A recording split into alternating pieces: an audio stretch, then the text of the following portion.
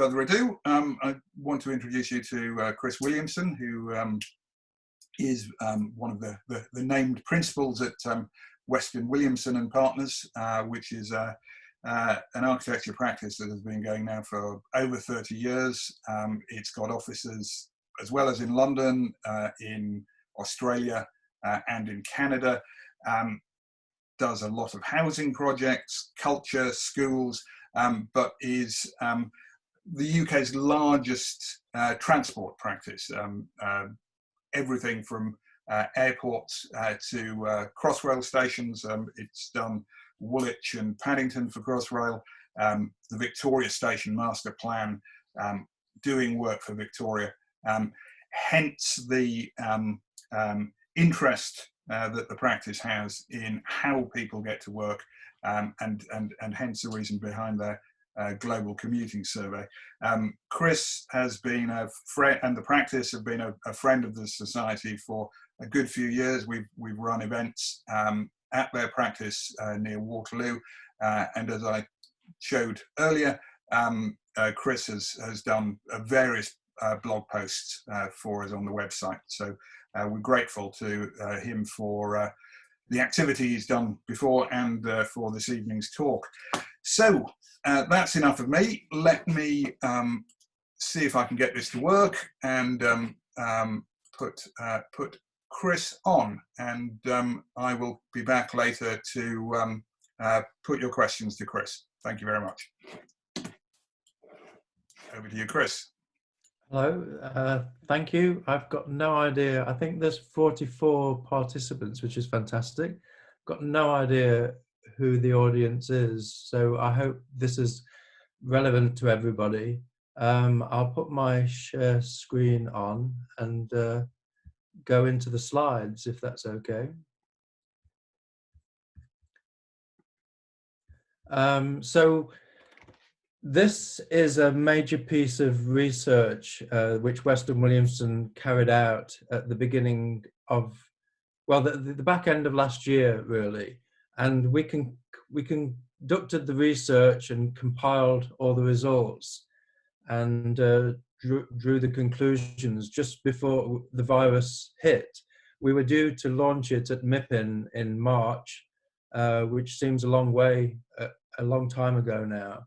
And the reason we did this is we work internationally, and we wanted to look at how 10 different cities organize their transport and what the commuter preferences were. We wanted to understand the motives, the preferences, and the concerns to make us better designers, and to help us talk to politicians and decision makers, and to be able to learn from each city. So we first of all looked at each city in turn. So we looked at the context of commuting in these 10 cities. So we chose 2 cities in Canada, Vancouver and Toronto, 2 in North America, in the United States, Los Angeles and New York, 2 in London, Manchester, 2 in the UK, Manchester and London, Singapore and Hong Kong, and Melbourne and Sydney. And we were helped by a research company called DGS Research. And the reason we got other people involved is we wanted a representative sample from each of the 10 cities, so that we were sure that there were the same gender profile, the same age profile in each of the cities.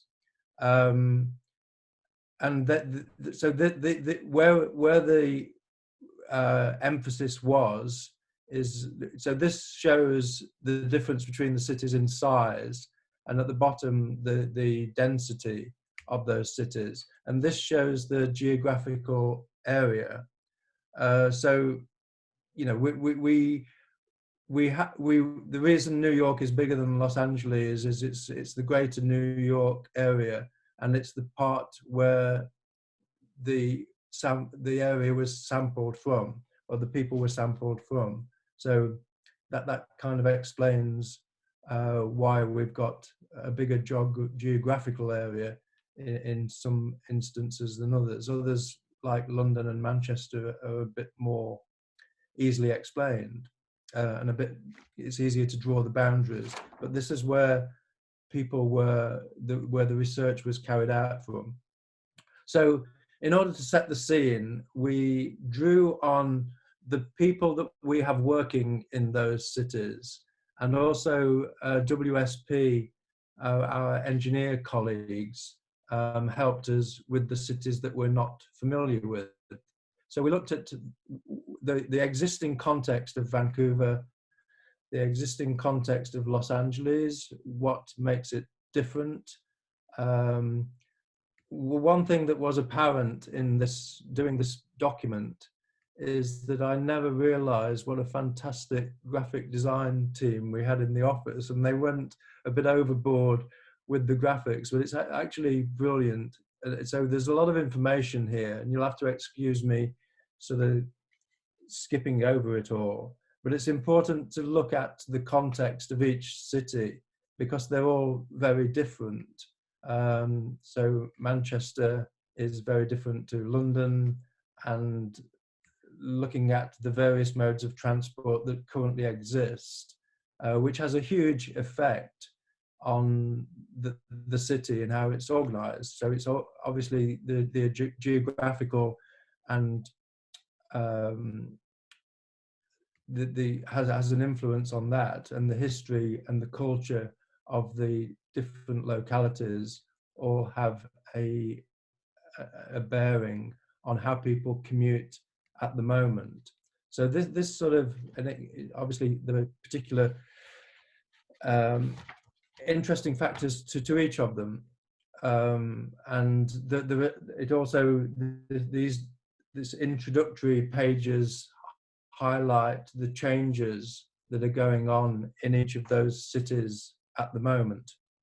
So the first, we organize the research into three main areas. So the first one was the character of the commuting, and this looked at how long people commute for, how far people commute for, and the modes of transport. And basically what it shows is that people generally in all of the 10 cities organize themselves to make, the majority of people get to work within half an hour and an hour of setting out from home. And that's been true throughout history. People organize their lives around their work, and getting to and from work is important to deciding where you're going to live. So there's a fantastic quote by John Ruskin in 1860 where he describes London as a great foul city, rattling, growling, smoking, stinking, a ghastly heap of fermenting brickwork, pouring poison out at every pore. So regardless of how bad we think our daily commute is, it's constantly improving, and that's basically, it's shown out by the research.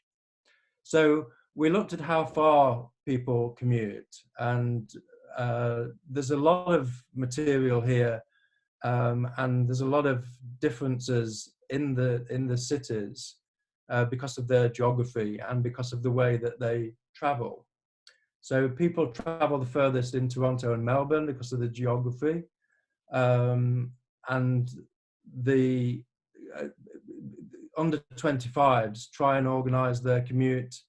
I think that's the best way of putting it, so that they're closer to work.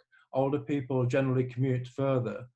So the furthest average journeys are in Toronto and Melbourne, and the shortest average journeys are in Manchester and London.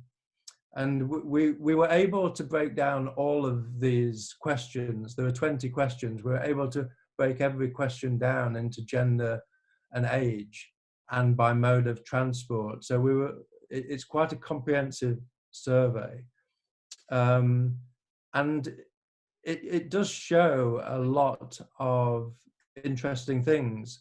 Some of it shows a lot of similarities, and others show a lot of differences. So, but there are a lot of differences individually between cities as well. But we've also put in the averages for the commute as well. So the average is 19.3 kilometers, and places like Toronto and Melbourne, as I said before, are higher than that. London and Manchester are much lower. So people generally, looking at how long people commute for, people try and organise their work life, where they're going to live, so that they can get to work between 30 minutes and an hour. So most people commute for up to an hour. In Manchester, 43% of people get to work in less than half an hour. In Singapore, surprisingly, it's much lower, and most people commute for up to an hour. And so we were able to look at that per city. So the global average people getting to work less than 30 minutes is 31%, between 30 minutes and an hour, 47%, and over 60 minutes, 21%. And there's a variation within that, but the differences are not that great in each of the age sectors. So then we looked at how we travel. So there's obvious stereotypes which are reinforced throughout this research. 9 out of 10 people in LA drive. 9% of people in Hong Kong drive. So because Hong Kong's got a fantastic metro system.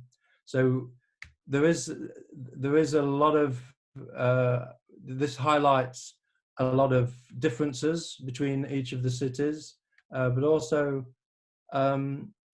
it's not surprising, but it was a very disappointing to find out that the car is still the most popular form of transport. So this is broken down by mode. So you can see Los Angeles is off the scale, but there's around 60% of people driving in Vancouver, over 60% in New York. And so then we go on to the bus, which is to the right, and the metro right of that. And then when we get down to the cyclists and the walkers, London is the city which has the most cyclists, but even that is quite low at 4%, and that was quite surprising. But it's actually been borne out by we've also checked these statistics, or cross-checked them with other research wherever possible, and yeah, it's quite disappointing. But we aim to do this research every year, so that it's an annual survey, and we were hoping that we would be able to monitor trends. So as Crossrail opens in London, and as the Melbourne Metro opens in Australia, then we would be able to see just what the impact of that is in people's satisfaction ratings. What we weren't anticipating is the COVID effect, and that's going to be really interesting when we do this again next year, to find out what the effect of that is. and whether in actual fact this car usership goes up, and if people are have reservations about the metro and the tube use. So that wasn't that's an unexpected intervention really for next year. So we then looked at how much of people's salary goes on commuting, and there's a surprising similarity in each city. So it doesn't vary that much really. It's 11% in Manchester is the lowest, and 19% in Sydney is the highest as an average. But traveling costs less proportionally as we get older. So 70% of older people spend less than 10% of their salary on travel, whereas in other age groups, 55% of people are spending less than 10%. So this is broken down per city. So it shows that there isn't that much really of a difference, ranging from 11% to 19% of people's income on travel. So we also wanted to look at how much salary was spent on accommodation as well. And the reason we wanted to do this was to look at if people are home working, whether they spent more of their salary on their accommodation in order that they could work from home. But that wasn't borne out at all. But there is a consistency again, which is quite surprising, between each of the 10 cities. So it only ranges from 32% in Manchester to 38% in Los Angeles, but Singapore is down at 26%. So there isn't there's quite a consistency between what people are spending, but that goes up quite a lot when you're looking at the under 25s, and it's highest in Vancouver and Los Angeles, over 40% of salary spent on accommodation. So as I said, we wanted to look at who works from home, and yeah, this next year might be very, very different. But there were some interesting sort of stereotypes reinforced. So almost 50% the people in Sydney sometimes work from home, but 70%, almost 70% of New Yorkers say they never work from home, which is probably what you would expect. So the next, the three sections that we looked at, we've called motivation and moods, which were looking at why people choose their mode of transport. So how do we prioritize how we choose to commute? So we looked at cities, so we broke it down. I'll just move on to this slide. So we had 4 categories: the most direct route, personal safety, saving time, and saving money. And there's basically an equal sort of 4-way split globally between each of those. But then, there's quite a lot of similarity if you look at the bottom diagrams between each city. But there are also some. So you also get some interesting and expected sort of variation. So Hong Kong, the highest is personal safety, which for the situation which Hong Kong was in when we did this survey is probably influencing that. But there are quite interesting similarities between each of those each of those four different factors. And again, we were able to look at each of those four factors by age, and that's sort of understandable in a way that saving money seems to be more important to the under 25s, and it sort of gradually diminishes to the over 60s. And I was encouraged, should I say, by a lot of the people in the office to break down a lot of these things by gender as well, which is important to look at. And it's always, well, it's sort of reassuring in a way that there wasn't an awful lot of difference when we looked at these by gender. I think it's London in the bottom left-hand corner, which is actually the most marked difference of people feeling so that strangely the women prioritize safety less, so they feel they basically react feeling safer in London than the men do. So we looked at which is the best value for money, which mode is seen as the best value for money, and that varied from city to city. So it was there were some interesting things in this. So the drivers, which is interesting politically, drivers rate their method of commuting generally quite high. They're satisfied with the value for money. So in Sydney, it's 80%, Singapore, 73%, New York, 66%. And the bus in 7 out of 10 cities is considered good value.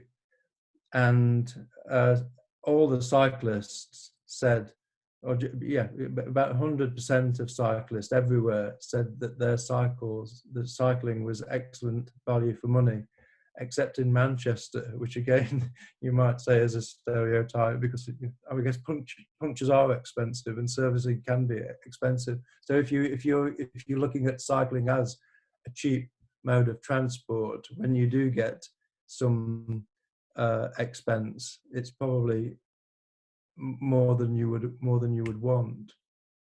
So this was looking at what is good value per mode of transport, and this was the results sort of on a taking a global average. So people are reasonably satisfied with the value for money that they're getting from their commute globally, with cyclists very happy. And then again, we looked at it by age, and as you might imagine, it sort of creeps up slightly as you get older. Rating value for money drops down again for the over 60s. And then we also had a lot of comments. We asked for comments throughout the survey, so that we got some individual feedback.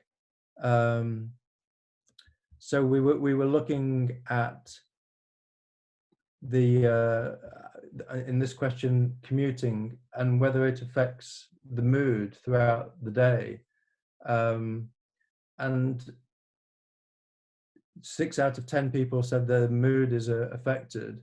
8 out of 10 cyclists said that it was, but most of the cyclists were in a positive way. Sorry. So And so there's some individual comments saying, the people, one person in Los Angeles said, other people don't know how to drive, and that puts me in a bad mood. And obviously, in Sydney, if the train is packed, that puts me in a bad mood. And people in Sydney, what one comment was, you know, having had some exercise in the morning makes me feel better. So some interesting reactions. Generally, commuting has an effect on the way that we feel throughout the day. And interestingly, in places like Los Angeles and Manchester, so maybe the familiarity with the commute has something to do with that, and it's the unknowns. The research seemed to show the unknowns of the commute, delays, and different events throughout the commute made affected people's moods. So it was reassuring that most people feel safe throughout the commute. 9 out of 10 people across all our cities, with people feeling safest in Sydney and Singapore. And interestingly, 100% of New Yorkers feel safe on the subway. It was cycling really that has the biggest difference. In Australia, cycling's considered unsafe by half the number of cyclists, to 50% in Sydney, and nearly 2/3 in Melbourne. And again, some of the comments that we received along with that feedback. And again, we obviously wanted to look at gender and whether people felt safe. And this was reassuringly similar across the genders. And we fed all of that, the feedback that we had, into a sort of word cloud, and looked at what are the worst aspects of commuting. And there's delays was the single biggest factor. You can see here, if you can see my cursor, you got 2 or 3 people saying kangaroos in Australia. And these are, I suppose, what you might expect, but it's interesting to see that the bigger the word, the more they came up. So you got things like fights and bad smells and stress, which people mentioned, drunk pedestrians, but the safety concerns, delays, and traffic jams were the biggest concerns. And then we asked what would improve the commute, and generated a word cloud from that. So certain things that we can't do anything about, like the weather, but a lot of things that we can, like punctuality and reliability, and comfort, and better air conditioning, better signage. So these are all things that we can build on to design better systems. So we wanted to try and build a picture of what people thought about the commute. And again, obviously we looked at the mode which people were commuting by. So 90% of people in Melbourne, say, enjoy their walk to work, and 80% of people in Singapore enjoy their walk to work. And then at the top of this is the general satisfaction level of a commuter satisfaction. So it's quite low in London and Vancouver and Toronto, and reasonably good in Sydney and Singapore. 70% of drivers in Sydney like driving, and in Los Angeles and Sydney, 56% of people are happy with the bus. So we looked at each of these in turn, and looked first at driving, and the percentages that enjoyed the commute driving, and the numbers of bus riders that enjoy their ride. So it's quite high in Sydney and Los Angeles, but it gets quite low in some other cities. And lots of variation in the number of people satisfied with their commute by metro and light rail in each city. So it would be nice to delve further into why these are so varied. When we have all that information broken down by age and gender. So we will be doing that. And again, quite a lot of difference between train users as well.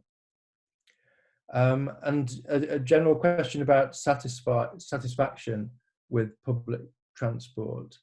And that ranges from Singapore, which has a fantastic public transport system, 73% satisfaction rating, and least satisfied in Los Angeles, which is 31% dissatisfied in Los Angeles. So this was broken down by city, and yeah, there are very interesting fluctuations, which you can see why when you delve into the way that people commute. And the last section that we looked at, we've called People and the Planet, because we wanted to find out whether people's commute was influenced by their concern about the environment. And there were some interesting findings in this, and people, I think there's also a lot of sort of post-rationalization. Car and van drivers, for example, rate the importance of climate change the lowest, as you might imagine, but still quite high. 61% in London and Toronto, and people don't like to admit that they know they're damaging the environment, I think, but people who are cycling and walking were saying that climate change is one of the big factors for them in most cities. So this showed the breakdown. So from Singapore, the highest at 81%, Los Angeles, the lowest at 56%, that said climate change was important.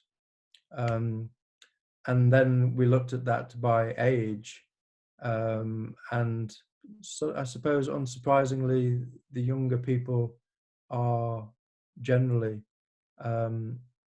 more concerned with climate change, although there's individual variations between each cities.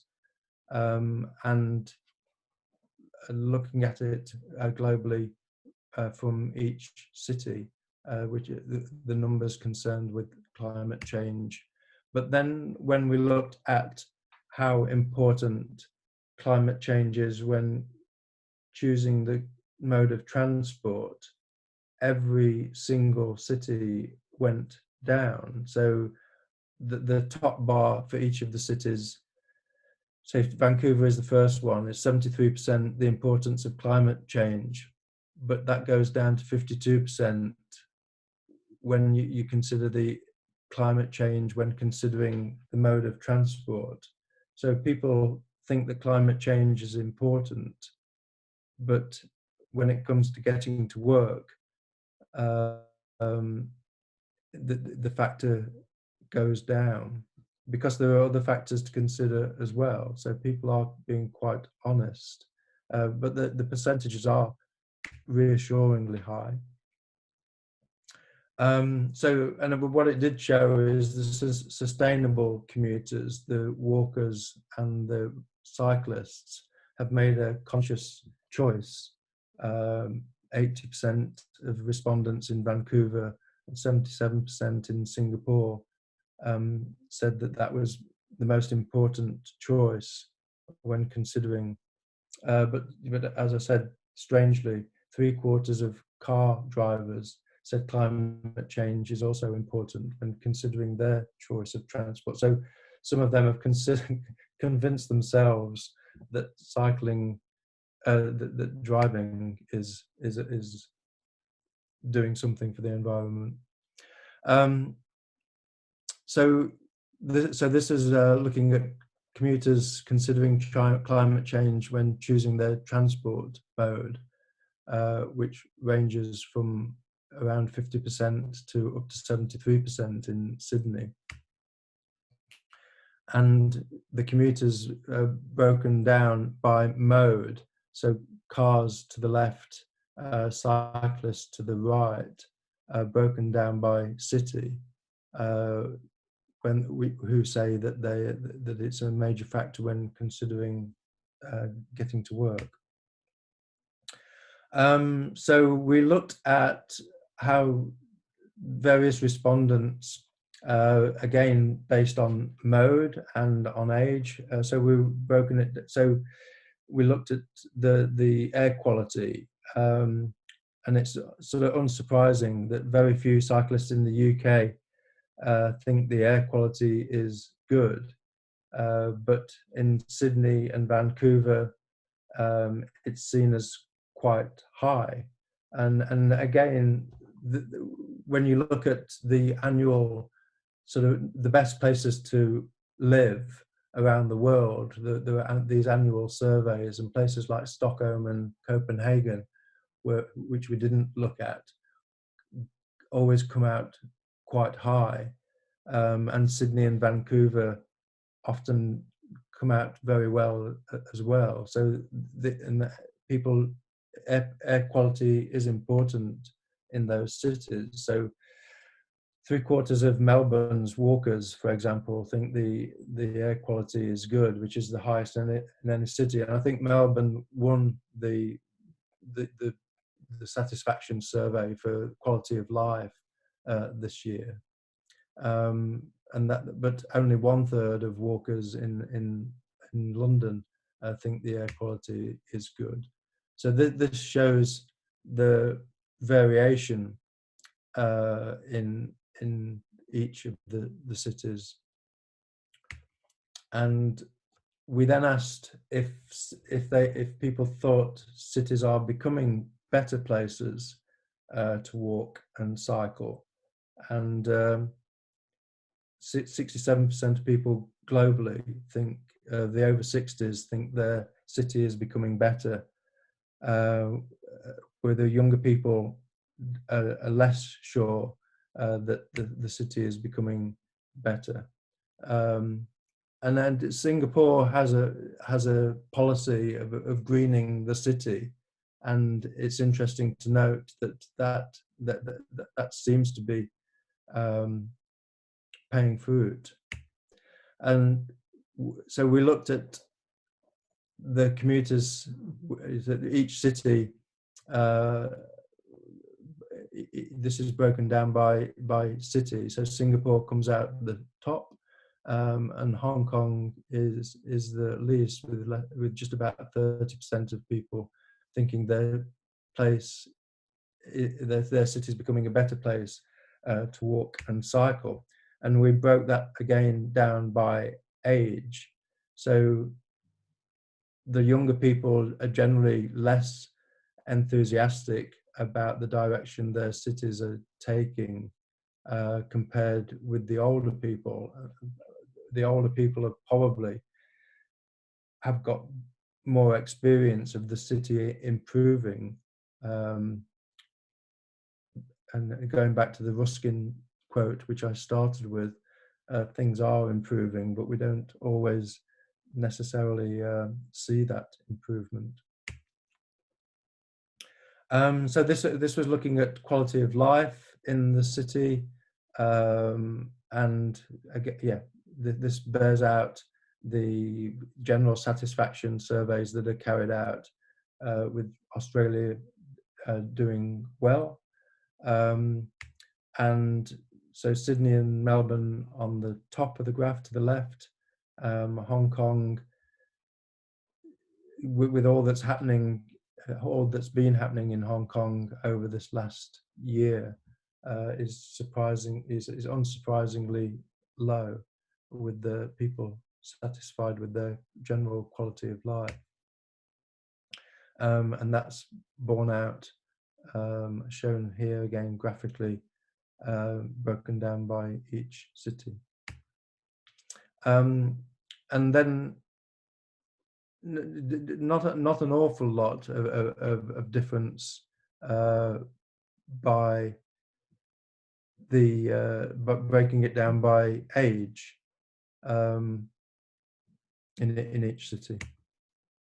So that sort of concludes all the questions that we asked, and behind each of the graphs that I've shown, there are a lot of other graphs which break it down even further to delve into the detail. But then we asked for a view from either Weston Williamson staff in each of the cities, and we have people in 5 out of those cities, and we asked our colleagues at WSP to contribute for the other cities. So people were analysing the results in each of their cities.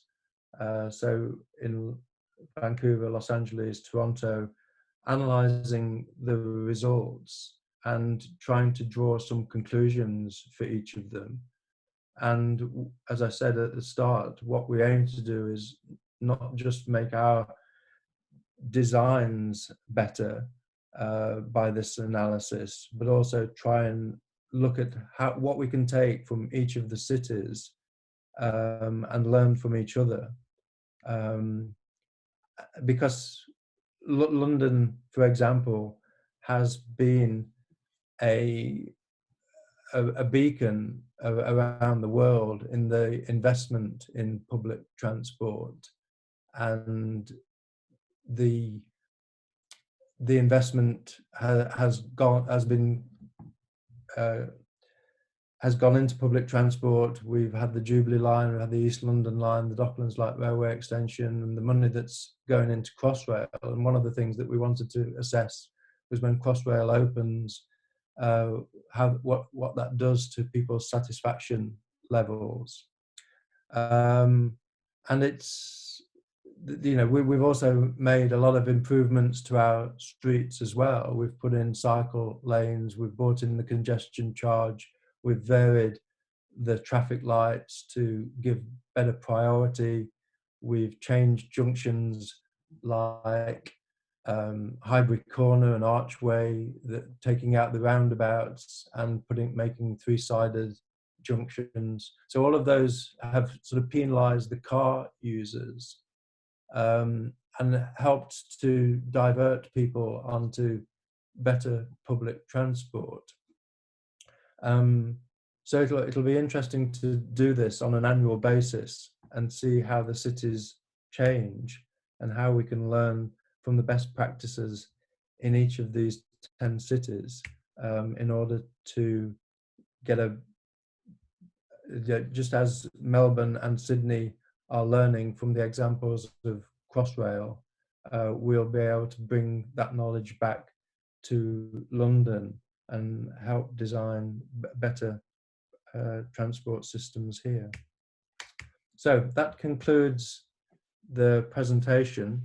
I'm sorry that there is an awful lot to take in, but it's very comprehensive. It's been great fun doing it and analysing it and trying to make sense of it all. And I'll be happy to take any questions. Well, we've got a few questions here. Let me just see if we can just go back to. You may want to just cancel the share screen so that it fit both of us in. Had a few questions, and also just if anyone does have any questions, just reminding you the Q&A box at the bottom. So a couple to do, first of all, with the how the survey was set up, whether how many people took part, and whether they were sort of comparable numbers across the different cities. So we had, there were 10 cities, and there were 200 people in each city. And we were quite careful to have the same breakdown in terms of gender and age for each of them.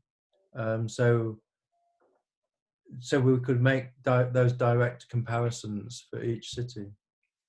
And you say you're going to be doing this annually, and I suspect that next year's is going to be, the differences are going to be fascinating. Are you going to go back to the same people, or are you? Is it just going to be a random? Yeah, I mean, we were quite. I mean, this is new to us. We've not done anything like this before. So first of all, we thought we would try and do it based on our own bases in each city of people, but that wouldn't have given us a representative sample. So we found this research company that could guarantee the same breakdown in each city. So we would use them again. I mean, ideally, we would like to increase from 200 to 500, and we want it to be seen as a sort of industry benchmark, because I think the true worth of it is going to be as an annual comparison to see whether cities are improving. Because I think in order to convince the politicians and the Treasury, you have to show improvements, and hopefully that's what, you know, I have no idea what we're going to find next year. Now, whether people will have the confidence to get back onto the tube system, and when we might be back to some sort of normal usage, but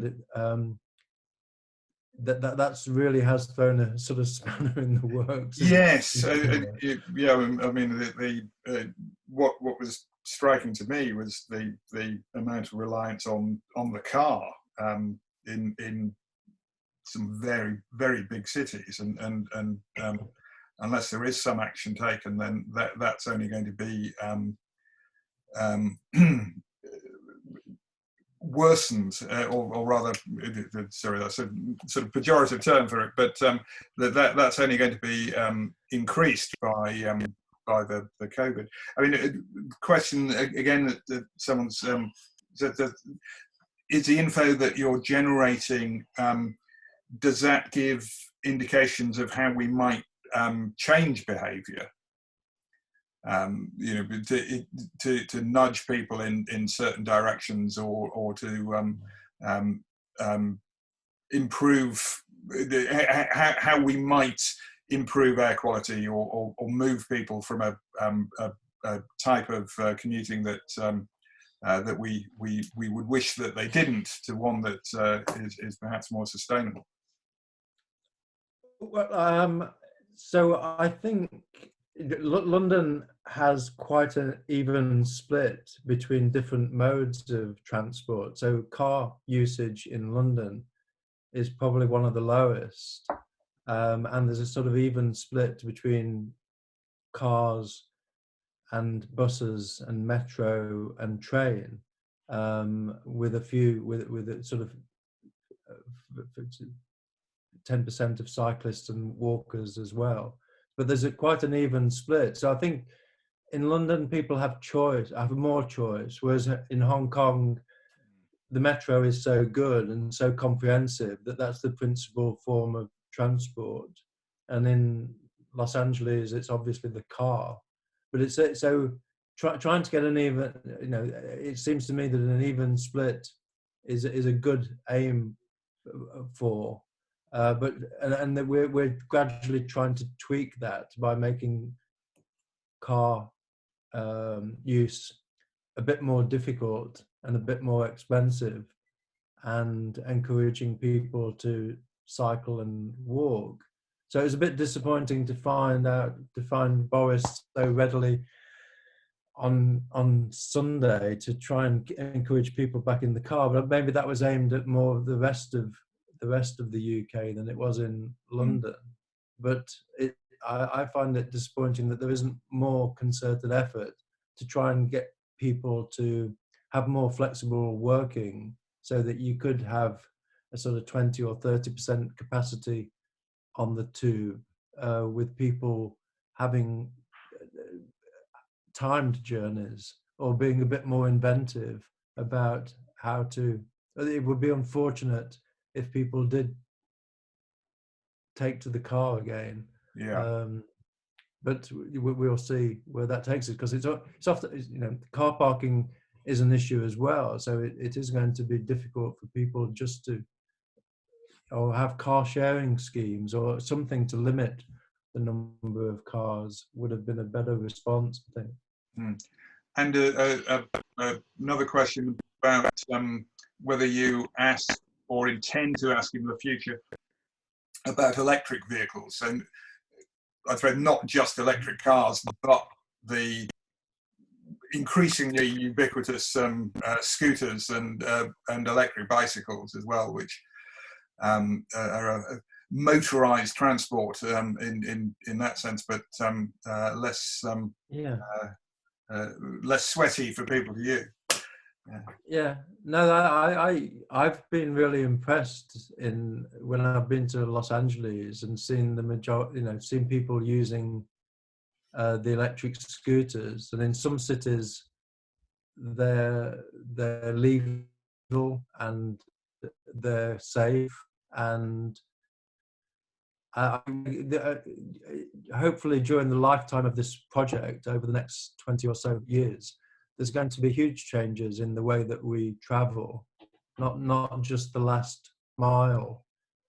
So we could have, by this time next year, we could have an array of electric bikes and electric scooters for hire outside the train and tube stations.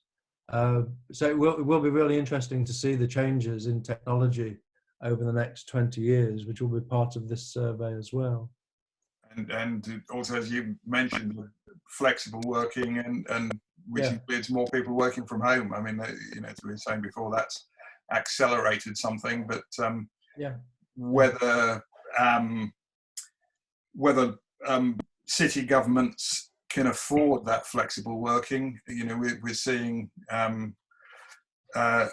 TfL running out of money because of the so few people are travelling. That flexible working and remote working does have implications for funding.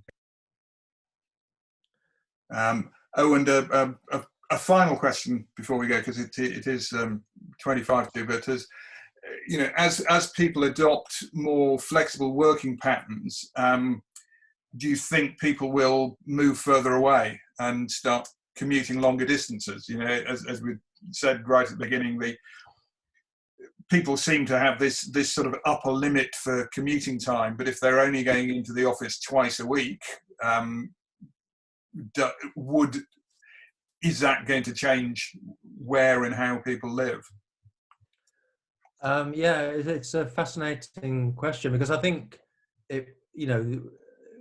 Crossrail will show, I think, that people will that if people are trying to get to work, as they have done throughout history, between half an hour and an hour, that gives people greater choice of where they're going to live, and high-speed trains will do the same. It makes that hour, you can cover greater distances. But then it's also making London a polycentric city. So as we improve the transport system, we're getting, areas of houses and offices, whether it's Barking or Elephant and Castle or Battersea or Canary Wharf, wherever there's transport improvements, it's giving people greater choice of where to live and work, and better public transport will again increase that. And the faster the transport is, that's borne out in each of the 10 cities. Great. Well, thank you very much. I mean, is the presentation online somewhere, or going to be online somewhere for? Yeah, we're going to put it on our website, and I think various parts of it are already on the website, but we'll put the whole thing on there so people can dissect it. Great. Well, it does make, as I said, there's a lot of information. But it does make really interesting reading, I think, as well as I think the graphic designers yes, have done a fantastic job. It's actually a really nice document to look at. Well, when it goes online, we'll send out a link to the people who were participants today, so that they can go and download those slides. I've just made a note to myself that if I'm asked next year what's hurting my commute, to mention kangaroos. So it's not just Sydney that suffers from that. Thanks very much, Chris. Normally at this point there'd be a round of applause, so you'll have to just imagine a virtual round of applause from the people there. But that was fascinating. Thanks for kicking off our online events, our new program of online events, and for everyone out there, go to the website londonsociety.org.uk/events, and you will see the forthcoming ones. There isn't one next Thursday, but then we have them on the subsequent Thursdays after that. Thank you very much for joining us. 20 to 8, so time for everyone to go and get their supper or prepare to go out and clap. Thank you again, Chris, and thank you all in the audience. Bye-bye. You're very welcome. Thank you.